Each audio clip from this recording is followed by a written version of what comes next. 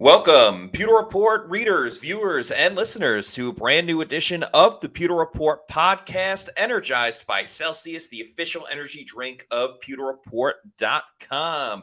It is a Wednesday edition of the show, which, if you're familiar with the Pewter Report podcast, you know that is the day during the season in which we do a full preview / breakdown of the Bucs' next upcoming game, and this is their most important game of the season due to the stakes of it. If they win the NFC South, clinching the division, and of course, punching their ticket into the postseason. But there's a lot of drama building up to the game, most notably with their starting quarterback, Baker Mayfield. So we'll break it all down. I'm your host, Matt Matera. Joined with me is my fellow colleague from pewterreport.com and the face that runs the place, SR, Scott Reynolds. Scott, how are we doing? And are you ready for what is to come for this game when the Bucs travel to Carolina?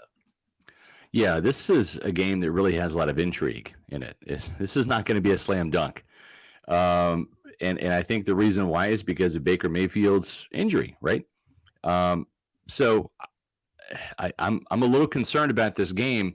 I know we had Baker Mayfield at the podium today, as well as Todd Bowles. We had a front page story on that on pewterreport.com. You can check out. We'll have some clips, I think, of what they said. And maybe we should jump into that, Matt, because sure, this is a little bit of an X factor here. This is going to be a tough division game. The first one was decided by 3 points. The Atlanta Falcons lost to the Carolina Panthers in Carolina. The Houston Texans lost to the Carolina Panthers in Carolina. So having said that, this is not a show up and win thing. I'll remind you that Tom Brady and the Tampa Bay Buccaneers lost last year at Carolina. This is a division game. There's a lot on the line. And I'm not even so much as concerned about Baker Mayfield starting this game, Matt, as I am finishing this game. And if I'm Todd Bowles, I'm giving Kyle Trask all the starting reps tomorrow in practice, resting Baker Mayfield, and then seeing how Baker feels on Friday. Let's also remember the Bucs lost in Carolina last season as That's well. right. So definitely not a cakewalk by any means. And Todd Bowles does have a history of having to win a game in the last contest of the season and losing to a team that they should have beaten. So That's right. That doesn't help with the history either. Yeah, let's before we play the 2 videos, one from Todd Bowles, one from Baker Mayfield. I'll just set the scene for anybody that may not be aware, or just bring everyone up to speed. So there was practice today, but as we've seen over the last 2 months, the Bucs really treat Wednesday as their walkthrough day. I mean, when the media got out there for practice, the warmups were already done. They were already straight into special teams, so we didn't see too much of the offense. Baker was out there, but he literally did not move. He stood on the sideline. I take that back. He moved. He went from one side of the field, walked across the field with Dave Canales and some of the other offensive linemen, and then went and stood on the other side. Didn't throw any passes today. Did not throw any passes. I didn't see any quarterbacks throw passes. Kyle Trask didn't either. But Todd Bowles did confirm after practice when we spoke to him that Baker, if they were practicing, would not have practiced today. Now, the biggest thing going into this is on Monday, Todd Bowles was fairly assertive. He said Baker's good to go on Sunday. And Todd Bowles does not like premature. Yeah, Matt. It sounded premature, and Todd also doesn't really like playing reindeer games. He likes to get straight to it. So for him to be a little coy today with whether it was actually admitting, I guess coy is not the right word, but admitting that Kyle Trask will get some reps and that, hey, I'm not a doctor. I don't know how Baker's going to feel. Definitely changed his tune a little bit. And it got me thinking at first, like, is this gamesmanship? Yeah. Is this just not wanting to show the Panthers that Baker may not play, and now you got to kind of game plan for Kyle Trask a little bit? I don't necessarily know, because Baker's not that type of guy. Todd Bowles certainly, while he does not always dive into all the injury information, I don't think he's trying to pull a fast one on Carolina. But he definitely changed his tune for sure. So I'll start off here with Todd Bowles, and it's a couple of responses of him cut together with with what's going on with Baker Mayfield and his rib injury. So we'll start with Todd Bowles, and then we'll head on over to Baker Mayfield. Well, I know he's going to do everything he can to play. I'm not a doctor. I can't feel what Baker's feeling, so I can't tell you how he's going to feel if he's able to play. But if he can play, I know he's going to try and play. Ribs. Tomorrow, will Trask get more reps with the first unit to be ready just in case? Or? Yeah, we'll get some more reps. He's been preparing all year. If Baker's sore tomorrow, Trask will get the reps, and we'll kind of go from there. Do you expect Baker will practice tomorrow? Gotta see how he's feeling. I can't answer that. Did he do what he was required to do today? Would he be in full go today? He would not have practice today. He would not have practiced. No. Thanks. Play. Baker's going to try and play. If he's not healthy, he can't play. If he's healthy enough to play, he will. Yeah, I think the biggest part of that is the last couple of seconds from Todd Bowles when he says he's going to try to play, and if he's going to try to play, and if he can play, then he will. If he can't play, then he won't. Right. It's very, very different than what he was saying on Monday. But no doubt, we did get to talk to Baker Mayfield as well, and he is trying to do everything in his power to be available for obviously a very important game, but a meaningful game as well for him. Let's remember, he is a former Carolina Panther, so being able to the style, the chip on his shoulder type of mentality that Baker has always had, be a little bit nicer for him specifically if he could get into the postseason, clinching it by winning on Carolina's field. Right. Pretty sore, but be good. Just one of those things that, it's tender. I've dealt with rib injuries before, but rest and just as the week goes on, it always helps. I know every rib injury is a little different with the location and things like that, but just how does that impact your ability to function as a quarterback? Obviously didn't exactly test it out today. Just more mental reps for everybody, but just going to see. Like I said, I haven't tested it out, so just got to get loose, and I'm sure by the time closer to game time, adrenaline will be rolling, especially with where we're sitting at right now situationally. Yeah, normal soreness just progresses throughout the week, and keep going. In your Is there any past, doubt in your mind that you won't be out there Sunday? I'll do everything I can to be out there, that's for sure. Division on the line, playoff hopes on the line, going back to Carolina. Yeah, I'll do everything I can. It's one of those things that you have to just constantly stay warm. You can't let it tighten up. You just gotta continually be loose, whether it's hot packs on the sideline, just making sure you get the extra work in, things like that. So every one of them's different, but especially for quarterback, having to rotate to throw, you just gotta stay loose. So I think the biggest question there was, do you have any doubt in your mind that you won't play on Sunday? And he didn't say yes or no. He didn't say yes or no. I will do everything I can. And then, as he listed off, it's a divisional game, a playoff clinching game, and Carolina. So he's going to do everything that he can. But I can't help but think, and we mentioned it on yesterday's show or a previous show, the last time there was a big rib injury situation with the Buccaneers, it was Rob Gronkowski a couple of seasons ago, suffered a hit against the Rams. And Gronk missed a fair amount of time. Now, that's right.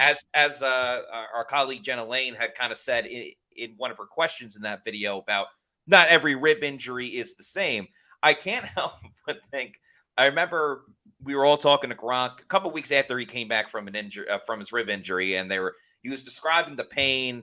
We asked him how it was, and he's like, "Well, I've never been shot before, but I would imagine it felt like that." And Baker has a high tolerance for pain. He definitely tries to play through a lot of stuff. I mean, that first time he got hit against New Orleans in New Orleans, I think is a really good example of that. Yeah. And of course, getting injured in the game against the Colts as well. But this is a major, major concern because I don't think Todd Bowles and Baker are good enough actors. I know Baker's in a ton of commercials, but I don't think they're good enough actors to really trying to be selling this to everybody else while they got another plan behind the curtain. Yeah, I agree. And I think the intention is there. He wants to play. There's no doubt about it. The Bucs would love to have him play. But, Matt, as we've talked about, you got to have Kyle Trask ready because he can start. He can play great up until that one throw where he torques it, right? And that upper rib, sternum area, you feel that pull. And it can do one of two things. Number one, it can kind of knock him out of the game, especially if he gets hit, sacked. I mean, you're looking at Aaron Stinney going up against Derek Brown, that's not a good matchup for Tampa Bay, or Cody Mauch, right? So Baker Mayfield's going to take some hits on Sunday as well. Then also too, what if he plays and as he goes to torque and throw the ball, the accuracy is affected, the velocity is affected, right? I mean, Baker Mayfield has very few interceptions this year. One of those came against Carolina in a ball that he was kind of forcing to Mike Evans, and it got intercepted by Xavier Woods. So even if he plays, even if he starts, A, can he finish, and B, how effective will he be? So I'm not trying to rain on the Bucs parade here, but I mean, these are some legitimate concerns, and it puts an awful lot of pressure on Kyle Trask to come in. That's the errant pass there that was picked off by Xavier Woods, but it puts a lot of pressure on Kyle Trask to come in with very few reps, meaningful reps in games. Matter of fact, the most extended playing time he's had was in Week 18 last year, Matt, in fourth quarter mop-up duty at Atlanta. This is a completely different situation here. The Bucs have not clinched, so having Kyle Trask come off the bench to clinch the NFC South and win a game for Tampa Bay, I mean, that's a lot of pressure. We should just start calling Kyle Trask Mr. Week 18 because that's when he has his biggest time to shine for 2 years in a row. And furthermore, about Baker, again, the trajectory of his career, his injury history, he's a guy that has played through injury, but to the detriment of his career. Yeah. He tried playing through that torn rotator cuff or whatever that shoulder injury was in one of his final seasons with the Browns. And that derailed him. And that obviously 2021. Put the idea in the Browns' head to pursue a different quarterback, which eventually ended up being Deshaun Watson. But it put the idea in the Browns' minds that they were ready to move on from Baker Mayfield. And there's an argument to be made that he hasn't even really fully been healthy until this season. And that was a big discussion before even training camp got here about Baker, whether or not he could be healthy. So, I mean, it puts a lot on Kyle Trask's plate for sure. As Todd Bowles said, he's going to get a little bit more playing time.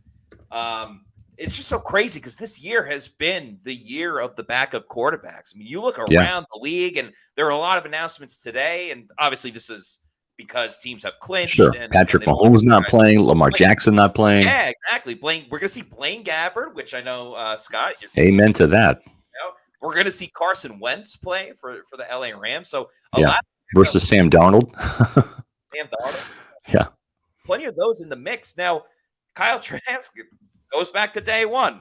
What do they really have in Kyle Trask? We have to see an extended version of him throughout training camp. The preseason, remember that game against the Jets, which I was lucky enough to be at. Kyle Trask played most of the game until John Wolford at the end. Baker didn't play at all. And then Bowles still didn't name Baker as the quarterback, but whatever. That's all. Yeah.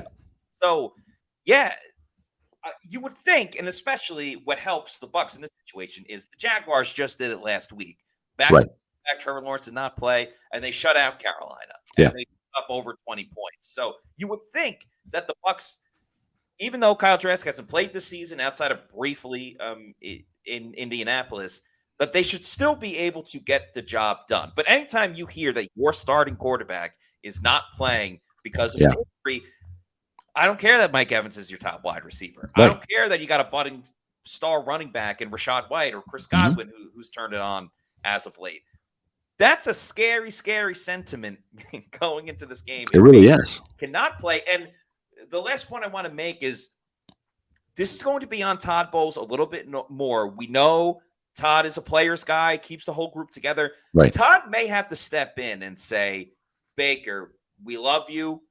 I appreciate you wanting to do everything to play, but I'm watching you in practice, or I don't know, could be the first quarter. I'm watching you in the first quarter, and you just don't have it. It's not because we don't think you're tough. It's not because we don't think that you're able to manage the pain or that you have a low pain tolerance. You simply are just not helping us out because your rib injury is costing the team. That's a great point, Matt. We got to go with Kyle Trask. Does Todd Bowles have that in him to tell his players No, because I mean we've seen it with Devin White over and over again. How Right. you know he'll tell you everything's great, even though it's not. Yeah, He can't afford it this game because they could afford him his job.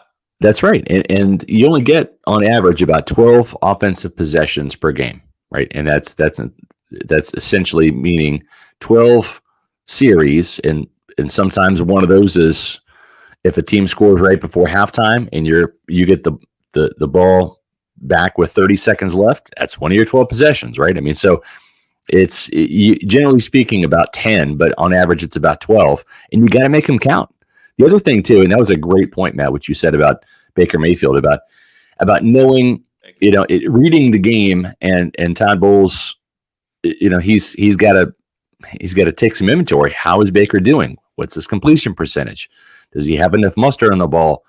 Is Dave Canales managing him the right way? In other words, if Baker Mayfield can't push the ball down the field, are they doing the necessary things with mesh concepts, rub routes, etc., to create some bigger plays, some yards after catch, but doing them with shorter intermediate throws, right? And this would be a new situation for Dave Canales. Yeah. If Baker Mayfield starts, and all of a sudden Kyle Trask has to come in due to injury or ineffectiveness, what has to change within that game plan? So you look back, and Dave Canales only has 3 preseason games as a play caller where you're working with multiple quarterbacks. The only other time this happened was for 2 plays in Indianapolis when Trask had to come in at the very start of the game, and then Baker ended up playing the rest of the game. So even that was a little bit of a mirage. So you're right, Matt. Good point.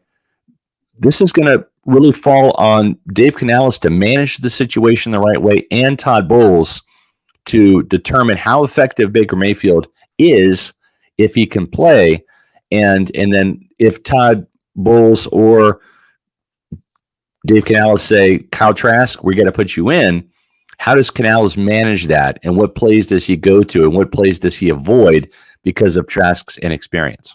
And let's also remember, Canales, while we praised him the previous 4 games up until Sunday against New Orleans, Canales is coming off a clunker of a play calling game as well against the Saints. So no doubt he's got to do his own self scouting and self adjustment just for this one facing Carolina, especially in a different matchup for sure. Because again, we talked about that first time against Carolina, which was not too long ago, but they had to deal with the rain and porous weather, which again adjusts the offense in of itself, where maybe Canales didn't even get to everything that he wanted to do in his game plan because the weather, as you can see perfectly in that picture, really dictated how the game had to be called. So that's just another little element that has to be considered for this game. By the way, the injury report came out fairly early compared to when it usually gets dropped today. But this was the injury report for the let's Bucs. get to that. Let's remember it is a walkthrough, so this is what would have been the report if it's an estimation essentially. So Shaq Barrett fully participated. He's obviously dealing with that groin injury. Carlton Davis still in concussion protocol, but he was limited in practice. Mike Green and Rakim Jarrett are still they're in that 21-day window to be designated off of injured reserve. Green and Jarrett both fully participated. Keefe still did not participate. He's dealing with that shoulder injury. Baker did not practice. We obviously just talked all about that. Kayvon Merriweather, thigh, was limited in practice today. Trey Palmer, hip, limited. Tristan Wirfs with the shoulder injury. He has 2 shoulders. Did not participate. He spoke to the media today, so I would not worry about Tristan Wirfs. And then real quick for the Panthers, Brian Burns, knee full. DJ Chark, foot, limited. Camu Gruger-Hill, groin, limited. Marquise Haynes Sr. did not practice. Johnny Hecker, the punter, did not practice for personal reasons. Troy Hill, concussion, limited. J.C. Horn, toe, limited. That's one to follow. Cade Mays, finger, limited. Taylor Moton, full. Eddie Pinheiro did not participate. That's their kicker. Wow, special teams. They're having an illness, I think, that's running through the Carolina building. That would check out. Miles Sanders did not participate. Illness as well. Amir Smith-Marset did not participate with an illness. And Bryce Young, back, fully participated. That's we just talked about the Bucs quarterback issues Mhm. and injury issues. Really, the Panthers had their own as well from their last game. Yeah. So yeah, that is the injury report. You know, Outside of sorry, go I ahead. was going to say, I think one of the more significant injuries is Marquise Haynes, because he was the leading tackler in the last game, had 7 tackles and a sack on Baker Mayfield. One of the speed rushers off the edge, plays opposite Brian Burns a lot. They'll flip sides and try to find that matchup. But Carolina only got to Mayfield once, but it was a sack from Marquise Haynes. So he had a concussion last week. Actually, I think spent the night in the hospital in Jacksonville and then rejoined the team. So I don't know if he's going to be able to play or not. We saw Carlton Davis deal with the concussion that caused him to miss the Saints game. And then he is still in concussion protocol, but is trending the right way. And so is Shaq Barrett. So probably Shaq Barrett returns and possibly Carlton Davis returns for this game. So I think Tampa Bay, aside from Baker Mayfield, and it's a big one, it might be in a pretty decent situation regarding injury. And remember, it kind of goes into our Panthers preview here. The last game was really marred by 2 things. A torrential downpour in the first half that I think affected both teams because we saw offenses kind of come to life in the second. But there was an injury in that game to KJ Britt, who started in place of Devin White, who was injured with the foot. And Levante David missed that game due to a groin injury. So it was J.J. Russell and Ryan Neal playing linebacker for Tampa Bay through most of that game. And what was the end result of that? Well, the end result of that was they did a pretty good job. Russell had a good showing, had a sack, a couple quarterback hits, and led the team in tackles. But Chuba Hubbard really kind of ran wild on the Buccaneers. 104 yards. It was his lone 100-yard rushing game of the season, and scored 2 touchdowns. And really, this was a game where Kalijah Kancey was playing, Vita Vea was back, but they didn't have those inside linebackers, especially Levante David and Devin White also. So now White and Levante will be starting and playing. How is that going to affect Carolina's run game? Are they going to be able to have as much success? Now, both those players were on the field last year in Carolina when the Panthers ran wild with Chuba Hubbard and Devontae Foreman over Tampa Bay in that 21-3 upset. So this will be a little bit of a different dynamic here. And matter of fact, Carolina actually outrushed Tampa Bay back in week 9. I want to say it was 138 yards to 124. Rashad White had a big game in that contest as well. So, but it was the Panthers that ran the ball better. Are they going to have that level of success, though? We saw New Orleans do a number on Tampa Bay's run defense. Alvin Kamara and Jamal Williams both had success on the ground. That kept Derek Carr in that play-action passing game in New Orleans alive all 4 quarters. Can Tampa Bay's run defense make the Panthers one-dimensional and then get after Bryce Young? It didn't really happen in Tampa. They got after Bryce Young at the very end of the game with that interception. Kalijah Kancey had some pressure. They did sack him 4 times throughout, but can they stop Chuba Hubbard in this Panthers running game? I think it's going to come down to that. Yeah, I think it's a good question, but as you already talked about, all the injuries that the Bucs had in that last one, I think it kind of makes it more of an anomaly. As you said, it was Hubbard's only 100 rushing yard game performance, if you will, on the whole season. And as you said, KJ Britt got hurt early in that game. So even if Devin White is messing up, or the Bucs go back to that, routine of subbing in Devin White with KJ Britt, you have more personnel, more players you can work with to kind of get over that hump. Ryan Neal's not going to be playing inside linebacker again. So I think that's going to make a huge difference. It's something you definitely have to keep in mind for, but I think the Bucs will be able to really stifle that run game for Carolina. And once you get Carolina in passing situations, they're not good in pass protection. They couldn't move the ball at all against the Jaguars defense, who obviously Jaguars sacked Bryce Young 6 times, hurt him, kind of knocked him out of the game for a bit. And Jonathan Mingo, who was the Panthers' leading receiver the last time Tampa Bay played back in Week 9, he's an injured reserve now. So it's just Adam Thielen, DJ Chark. Those are kind of the only 2 weapons in terms of reliable passing threats in a wide receiver for Bryce Young this week. Yeah, let's get to a couple super chats. They are rolling in. We're going to get to all of them, starting with Greg DeCruz. Thank you for the $5 Costa Rican super chat. Who says, Hola from Costa Rica. No excuses. This is what happens when you aren't aggressive at home.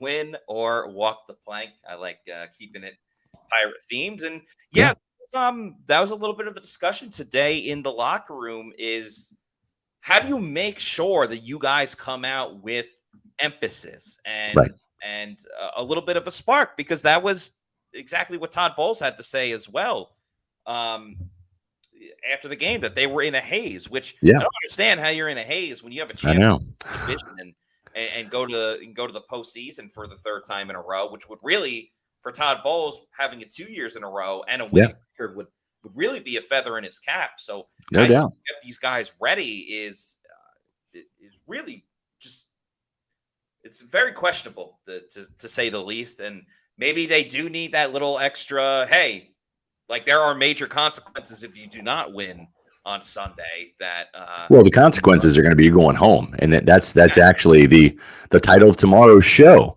It's win or go home for the Bucs. I like Greg's headline better. I should have used that. It's win or walk the plank for the Bucs. It makes more sense. But make sure the Baker Mayfield watch continues tomorrow at 4:00 here on Pewter Report TV, our YouTube channel. So make sure you tune in for Thursday's podcast at 4:00. It's win or go home. We appreciate that super chat there, Greg, and we'll get to some more. Yeah, Rev Fish, Mark Fisher, thanks for the $4.99 super chat. Says, hey guys, I'm not a real Bowles fan, but has he been given a fair shot? Could not bring a staff in last year and salary cap hell this year. Really good point, Mark, because say on the show that if I'm Todd Bowles, I'd say, hey, I only had 1 year with Dave Canales. Let me get year 2 with Canales and see what I can do. But I was thinking about it today as well. It is a good point about the free agency and the salary cap and everything they had to maneuver, because they could have never gone out and gotten a big star, make the big splash on either side of the football. And I'm curious, like, yes, they brought in Ryan Neal, but really they just re-signed a lot of their guys and hoped that they would get production from the rookies, which they have with Yaya Diaby and Kalijah Cansey. But who's to say with a little more money this year? I'm sure Todd Bowles has some ideas how to retool this defense just a little bit. And they did re-sign Jamel Dean. So they did bring back a lot of their own. Maybe some more money this offseason can obviously go a long way for this team. Yeah, you can make an argument that Todd Bowles maybe has not been given enough time and opportunity, because he was promoted to head coach after free agency last year in 2022 when Bruce Arians abruptly retired, and then he had to inherit Bruce's staff, and he did not see eye to eye with Byron Leftwich at any point in time, but was saddled with that coaching staff. So now he gets a year to make some coaching staff changes, but doesn't have a lot of money to work with. But you know what, Matt? It kind of comes down to this. Sometimes you're only given one shot, right? Yeah. And really, Bowles has been given 2 shots last year and this year. And last year, they finished 8-9 with Tom Brady. And there were some very questionable coaching decisions that occurred last year, whether it was Todd Bowles not mandating stuff enough to Byron Leftwich to create more than, say, 3 points in that loss at Carolina last year, or losing the Pittsburgh game. I mean, there was some losses over the last 2 years. Probably shouldn't have happened. Yeah. This team lost to a bad Falcons team 16-13 here at home. Okay. If you win that, you already won the NFC South, right? With one more win, you have 9 wins now, and you're looking at win 10 in Carolina, right? So there's that game. If you could have played any style of defense that would have been more effective than what you did at Houston, there's your extra win, right? If you do what you're supposed to do at home against the New Orleans Saints in kind of a playoff type atmosphere game instead of choking, you're at 10 wins. Add up all 3 of those, and you're at 11 wins now. Then we're talking about Coach of the Year consideration, which I know was a topic like 2 weeks ago. Yeah, but that's legitimately a Coach of the Year type of resume. So it's not that Todd Bowles has had 1 shot or 2 shots. When it's all said and done, he'll have had 34 shots, right? Over the last 2 seasons, 35 when you include that playoff game, right? That they lost last year to the Cowboys. So there's been enough evidence there to suggest that this team has stubbed its toe enough that if Todd Bowles doesn't win a winnable game yet again in Carolina, get the NFC South hat and T-shirts, then come home and show this team, the Bucs brass, ownership, the fan base, that he can win in the postseason. I'm just not sure that the Glaziers are going to look at him and say, yeah, you're a Tony Dungy type, a Bruce Arians type, a John Gruden type that can get in the playoffs and win. You're more like a Dirk Cutter that, good coach, but not good enough. And so we're going to see on Sunday, Todd Bowles and the Buccaneers can seal the deal. And if they can't, they can look back at and regret the Houston game, that Falcons game, and the Saints game. Probably those three are the more likely games where they should have won or could have won. And, you only get so many opportunities in life, and you got to cash in when they're there. Yeah, I think that's a more than fair point. I mean, Todd Bowles had a number of winnable games, or not even games, just winnable situations. Like you were there. Situations, yeah. All you need to, especially that Texans game, you were at the finish line. You just needed to cross it, and they weren't able to do that. All that talk about them being in a haze last week and how you get that spark. One way I think that they can do it is if they try out the new Celsius Essentials that are available as part of the Celsius family. You see the Blue Crush there and the Dragonberry as well. Very excited to talk about these new flavors of Celsius energy drinks to join all of our personal favorites as well. I know I woke up with an Arctic vibe this morning, but anyway, a Celsius Essentials. They are performance energy drinks with 270 milligrams of caffeine to help you live fit. They're the fitness enthusiast looking to elevate their performance. It's made with a premium proven ingredient like 3 essential aminos. It's an unbeatable combination of ingredients that support your physical and cognitive performance. And of course, there's no sugar. Celsius Essentials is the ultimate energy drink from Celsius, formulated for the fitness enthusiast looking to elevate their performance. Made with proprietary MetaPlus formula and 3 essential aminos, Celsius Essentials provides you with an unbeatable combination of ingredients that support your physical and overall performance. With a specially formulated lineup of bold flavors, Celsius Essentials is a game changer for those wanting to unlock their full potential and take their fitness journey to the next level. They are available at 7-Elevens nationwide. You can also get the 3-flavor variety pack available at Walmart, and they are rolling out nationwide at select retailers. You can also get all 6 flavors at Amazon. So, if you need to know where to find these, go to the Celsius store locator, punch in your address, and it'll tell you the closest geographical location where you can pick one up. It could be at a local Walmart, 7-Eleven, health and fitness store, some of the places we just mentioned, or might just be your bodega. Bodega. As Jay Nature says, please check your local bodega. And if you want to get in bulk, whether it's the new Celsius Essentials, maybe it's some of your other favorite flavors out there, like the sparkling orange, sparkling watermelon, Fuji apple pear, strawberry lemonade. Go over to Amazon, click on the subscribe and save, and you can have it sent to your place of residence whenever you want. It could be a week, month, quarterly, yearly. Just make sure you're drinking Celsius energy drinks, the official energy drink of the Pewter Report podcast. Let's keep these super chats rolling in with our constant commenter, Kathy Gillespie. Thank you so Kathy. much, Kathy, for the $9.99 super chat. Talking about the bitter rival, New Orleans Saints, says, Saints up to old tricks. Bounty game may have gotten what they wanted. Either Mayfield won't play or play affected by the rib injury. Should the Saints feel proud about trying to get in that way? Kind of crazy. Yeah. All 3, well, there's 4 teams, but 3 teams in the NFC South have a chance to win their division because obviously the Falcons and the Saints play against each other. So if the Bucs lose, that game becomes a winner take all type of setup. And you know what? Tristan Wirfs said after the game, he said he's getting tired of these hits by the Saints. specifically on Baker, because that first game in New Orleans on the Kate Otten touchdown. Yeah, got Baker high got load hit. on that. Yeah. Yeah, got high load there. Folded like an accordion. I think someone had said that at one Yeah. point. And then Baker got hit at the end of this game. There was obviously the Chris Godwin knee injury from a couple seasons ago. Yeah. And yes, Bounty Gate, which was a huge story in the NFL. Yeah. I mean, I didn't think about it that way, but boy, if the Buccaneers, let's say Baker can't play or doesn't play very effectively or doesn't finish the game and the Bucs lose, boy, it just adds another layer onto this Bucs Saints rivalry, right? I mean, these two teams just hate each other. I think even more so than the Falcons and Bucs. And I know that the Falcons view or I should say, the Saints view the Falcons as their main rival, not the Bucs. But man, it just kind of ramps things up for next year if that's the case. And Baker Mayfield's play is inhibited by that shot that he took from Tyrann Mathieu for sure. Paul, aka Florida Dreamhouse, another often commenter in the chats. Thanks for the $5 super chat.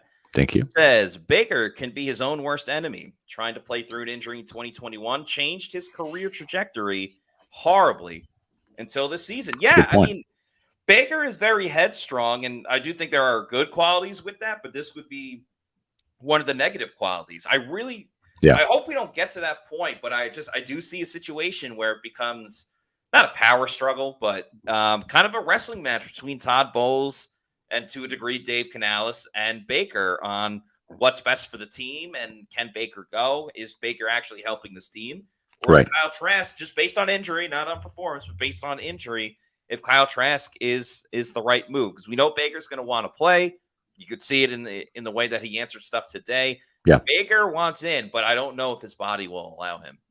Yeah, no, I agree. And Matt, I'm going to go back to the point that you made earlier, which is this is really on Todd Bowles to really dial in to the personnel in the game, not just focus on the defense and leave the offense to Dave Canales. He's the head coach. He's got to make the call and maybe go with Kyle Trask if Baker Mayfield is playing, but it's not a very effective style of play. If there's some incompletions, if there's some interceptions, if he's just off because of that injury. I mean, that's a human response, right? I mean, he's injured.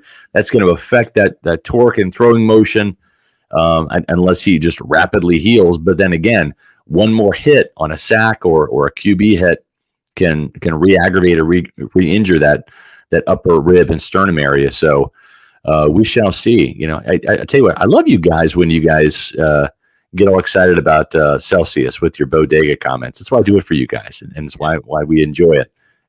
We appreciate all of your comments about that, and I found a new flavor I never heard before, Astro Vibe. Would that be the Cosmic Vibe? I've never heard of Astro Vibe either, but Celsius keeps cranking out new flavors all the time, and I can't wait to try some of these new essentials. Matter of fact, Matt, I heard back from Celsius, and we have some of these Celsius essentials coming our way. Oh, so we're going to be able to try them out live on the podcast and let you all know about some of these new flavors. And they're bigger cans too. They're 16 ounces. Yeah. They're not the skinny cans. They're a full-on Celsius energy drink. So we're excited about that. Oh, that's great. Yeah, let's continue with some more super chat, shall we? Yes, Kelly Dwight Fields chiming in. Thank you, Kelly Dwight, for the $4.99 super chat. Says Bowles should have sat Baker after the first half last week. Hey, I understand he probably wasn't playing up to the level of expectations that really everyone thought that Baker could do. But it wasn't just division championship, though. You can't do that, you know. And as much as Baker and the offense stunk it up with 44 yards in the first half, I think he threw for around 200 yards in the fourth quarter alone. Yeah, he had 89 going into that fourth That's quarter. Right. Yeah. So it was too little, too late, of course, right? I think Dave Canales, really, in hindsight, when you're down 17-0 at halftime, you got to just come out throwing. Yeah, and they weren't running the ball well. Like, you could justify, hey, let's stick to the run game. We're getting chunk yards after chunk yards, but they weren't. They weren't. Now, they started to in the third quarter, but the problem is the Saints were allowing that to happen because that kept the clock running. And at that time, the clock is the enemy. And sure, they ran for 50 yards in the third quarter. The Saints were letting them do it. Go ahead, milk that clock, Tampa. That's what they were doing. Yeah. And by the way, it didn't lead to any points. You had Rachaad White fumble after one of those runs. And then the Saints added 3 more points in the third quarter. So now you're down 20-0 heading into the fourth quarter. I just think at that point in time, I understand the commitment to wanting to run, but Matt, I think that you need points on the scoreboard through the passing game coming out in the third quarter. And then if you do get a touchdown, right, and it's 17-7, then you can go back to the run, in my opinion. But to come out and try to run the ball down that much, I don't think it was smart by Canales to do that. Yeah, I don't look at that game and say, man, if there was another quarterback in, then the Bucs tie that game up before the end of the third quarter. No, I mean, the offensive line did not run block well.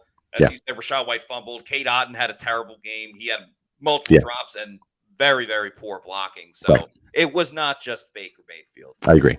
Thank you to Josue Ortiz for the $4.99 super chat, who says, one of the most damaging effects of Sunday's loss are the reservations of staff and players leading into next year, even with a win against Carolina.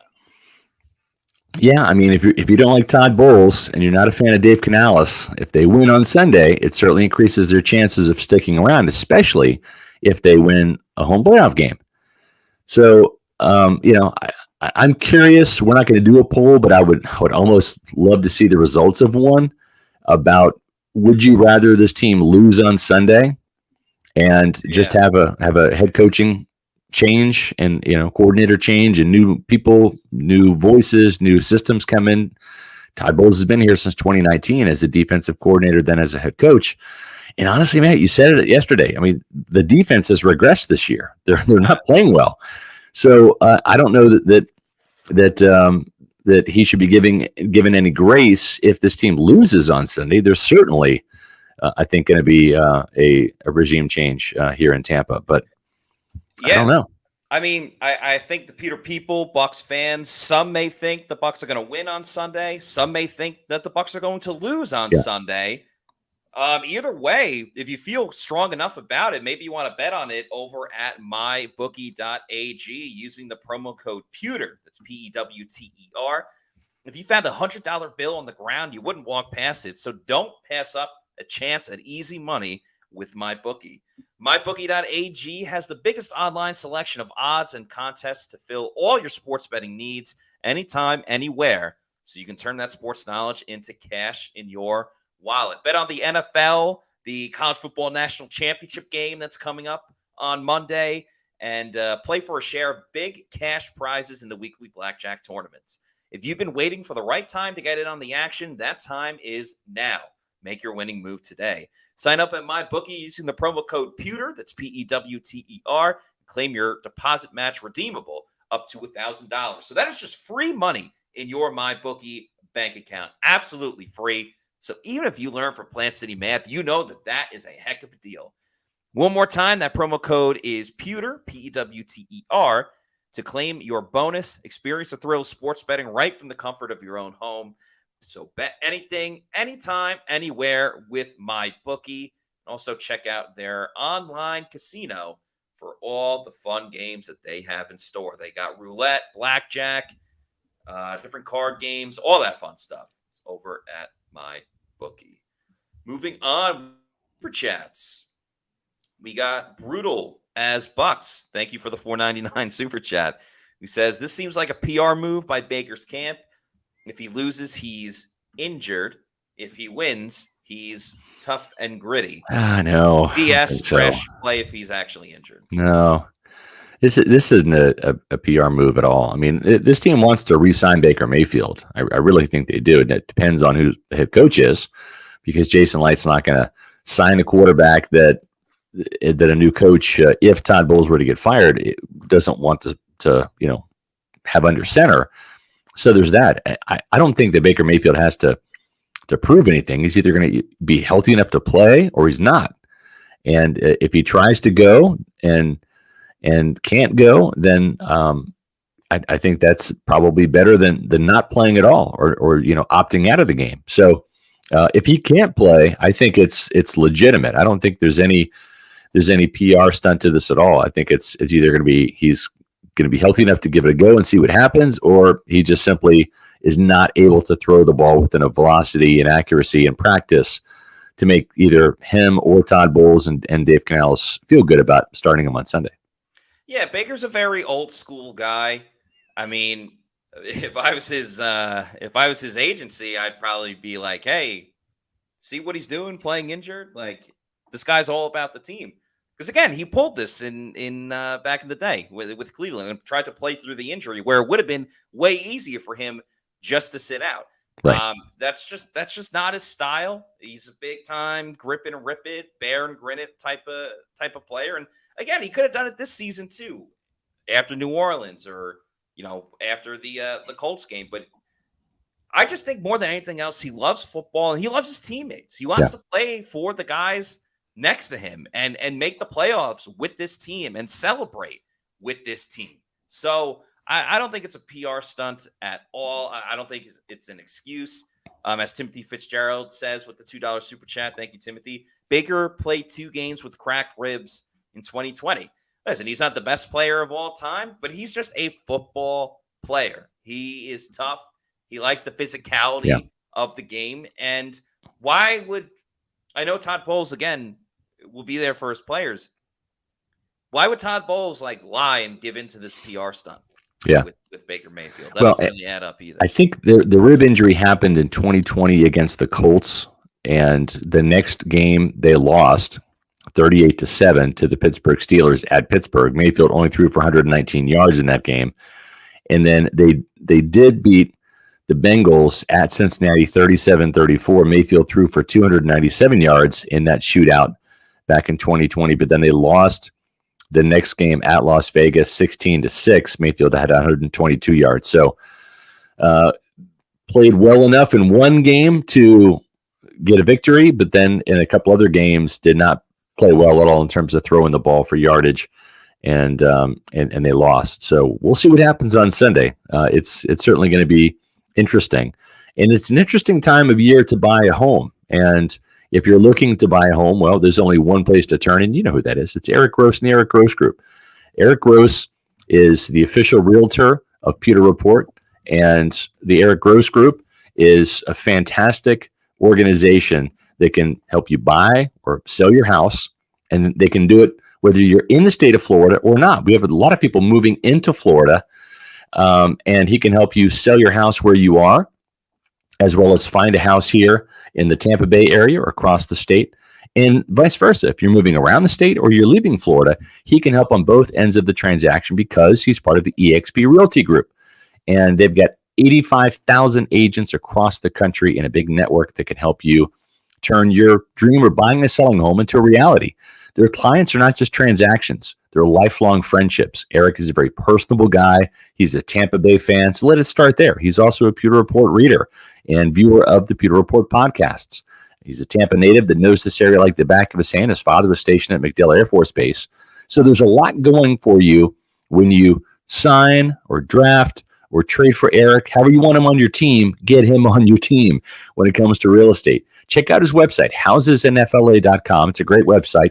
Got all their inventory on it. It's got a great layout. Or give Eric a call. Here's his cell phone number, 513-907-4271. That's 513-907-4271. You can also find him on Facebook and Instagram for the local open houses and the latest listings. So no matter where you are on your home ownership journey, you're going to feel welcome with the Eric Gross Group, the official realtor of Pewter Report. Again, visit housesandfla.com. Moving on to more super chats. Thank you all, you Pewter people, because we got a lot of them. Yeah. Slothamite with the $5 super chat. Thank you, bringing a little bit of comedy to the show. Says, who's getting a drink thrown at them? Josh Capo. Josh Capo. Josh Yes, Capo. that's right. Josh Capo. Oh, Yeah. that would suck too because he's got the glasses. He needs some wipers to get him thrown off. Josh will be at the game, so we'll have some local coverage there to hear from the players in the locker room and have a press box presence there. And we're going to have Josh go down to David Tepper's luxury box, knock on the door, and say Panthers suck, and see if he can have a drink thrown on him. So.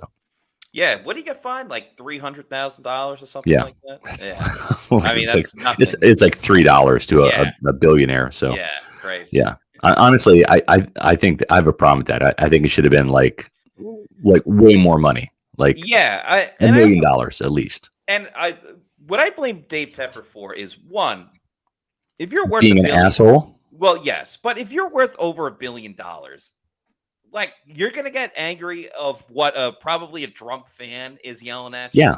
Like, you're a billionaire. Yeah. Like, how many things could really get to you?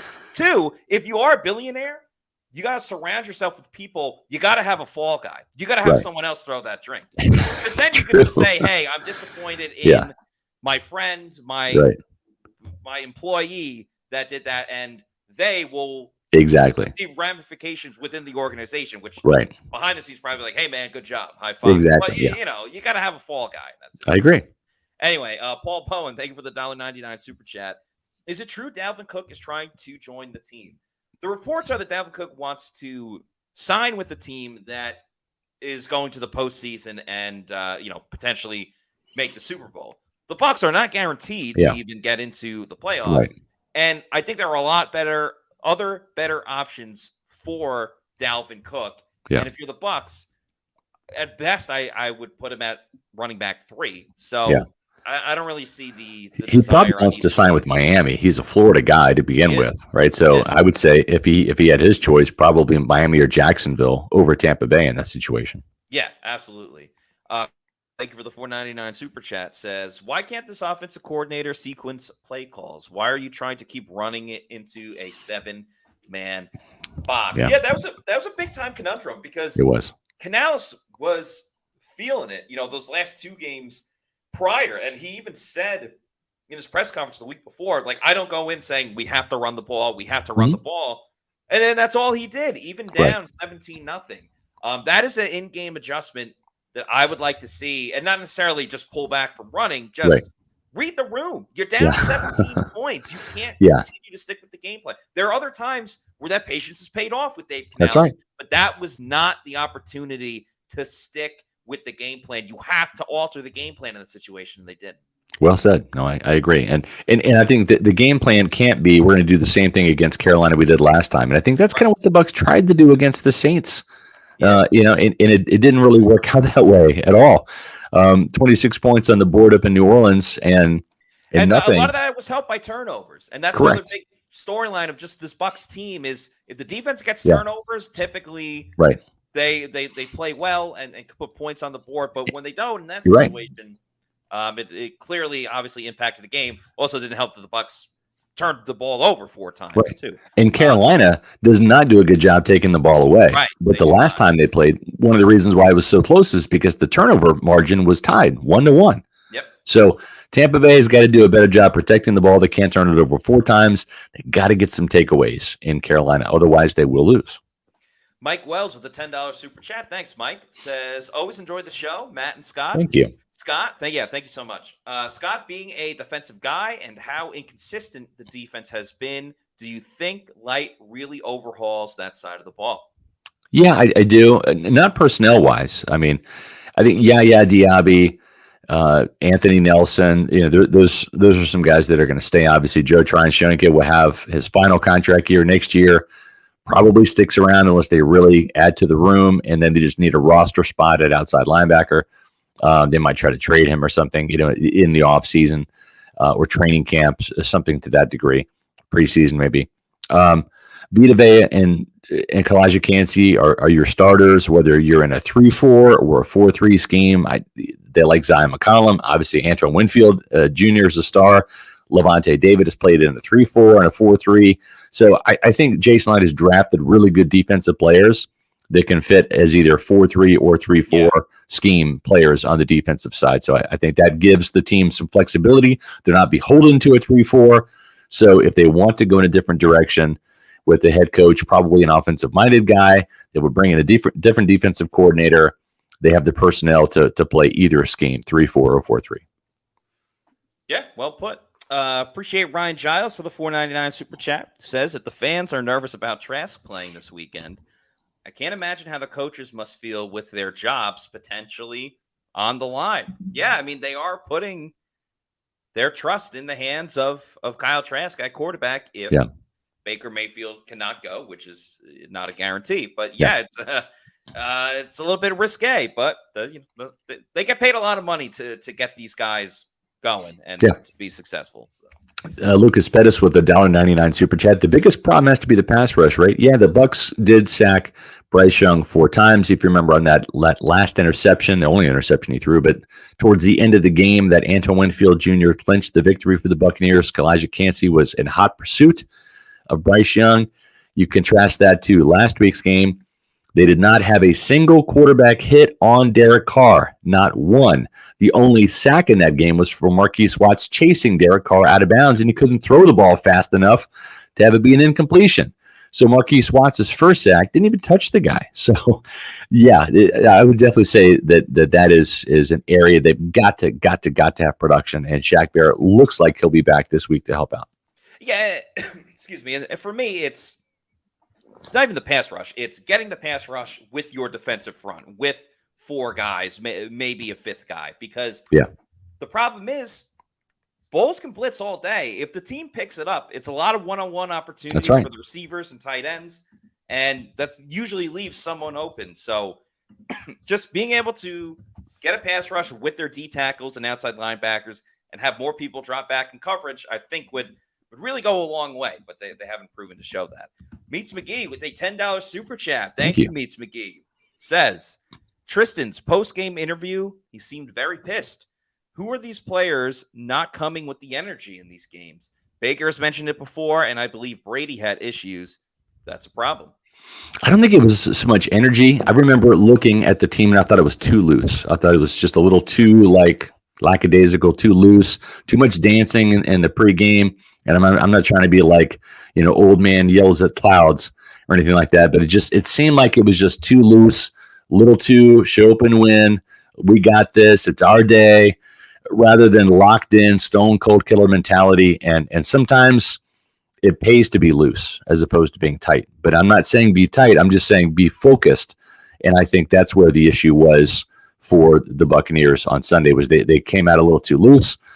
The Saints showed up with like an assassin's mentality, and they literally killed the Buccaneers in the first half, 17-0. So if you want to make sure that your retirement doesn't get killed, make sure that you go to the folks over at Immuni Financial, and they can help you manage your finances and your retirement. At Muni Financial, we help you live in the now. Congratulations. We're so happy for you. Thank you. And even though the now may feel very different, you still need to plan for the future. How's retirement treating you? Oh, just fantastic. I know I say it all the time, but you really got to come up to Colorado. Let's do it. All right. Yeah. We can help you develop that plan to keep you on track, so you can still prepare for tomorrow, today. Muni Financial. Plan ahead, stay ahead. Managing your family's wealth means more to Muni Financial than simply allocating your assets. It means legacy planning, brokerage and advisory services, retirement accounts, college savings accounts, and insurance services. With 40 years of experience, let Muni Financial help you plan ahead and stay ahead. Give them a call today. Call Muni at 1-800-868-6864. That's 1-800-868-6864. Or visit them on the web at immuni.com. Okay, folks, this has been a super fun episode. Great thing is we get to do it all again tomorrow. We will have a Thursday episode at 4:00 p.m. Eastern Standard Time. Title of the show is It's Win or Go Home for the Bucs. That's what it is, or walk the plank, as Greg DeCruz said earlier in the show. On the line, do or die, win or go home. Going to be a very fun show. We'll obviously hear from Dave Canales and get a couple more answers about what went on from the Saints game and kind of his approach to the whole quarterback situation this week. And just a reminder to everybody, we will have the Pewter Game Day show. I guess technically the first Pewter Game Day show of 2024. That's right. Coming up at noon for the pregame show, an hour long. And then I'll be on for the in-game opinions, analysis, reactions, all that fun stuff. It's right on our YouTube channel. So you can go right to Pewter Report TV and find it. Please follow us on all of our social media on X, Facebook, Instagram, and Threads. We are at Pewter Report. And then our YouTube channel, like I just said, is Pewter Report TV. A lot of great content coming out of there from various shows, podcasts, and everything else in between. So that's going to do it for us. Almost at 13,000. Help us get there by the end of the year. Please do. Please do. For Scott Reynolds, I'm Matt Matera saying thanks everybody for watching, and we'll see you tomorrow for another edition of the Pewter Report podcast. Peace out. Out.